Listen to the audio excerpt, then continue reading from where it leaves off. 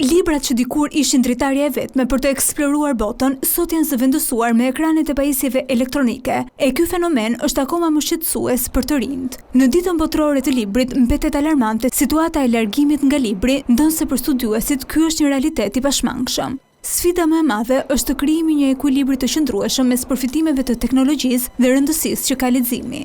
Sigurisht është sfiduar, por nga ana tjetër ne dimë që sot leximi ndërmjetësohet përmes mediash të tjera, përmes teknologjisë digjitale dhe nuk mund të mbyllim syt përpara këtij realiteti. Do duhet ta kuptojmë si funksionon ky realitet i ri, ky lexim i ri, kjo lexueshmëri e re, e cila vetëm nga mënyra se si të ofrohet teknologjia ta zhvendos procesin e leximit në një dimensionim të ri.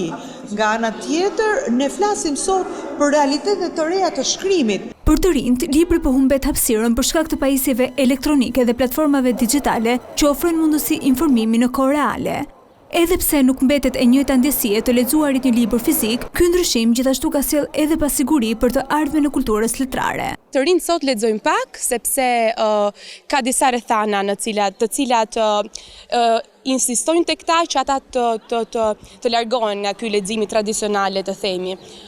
Shkaku kryesor është virtualiteti. Problematika kryesore është interneti, të gjithë e dimë, mediat sociale, hyrja e tyre në botën tonë të së tashmes. Normal që na ka distancuar goxha nga libri fizik dhe shumica e të rinjve synojnë të shkojnë tek libri virtual. 23 prilli shënon ditën botërore të librit e caktuar nga UNESCO si një datë për të promovuar krijimtarinë artistike dhe për të nxitur leximin.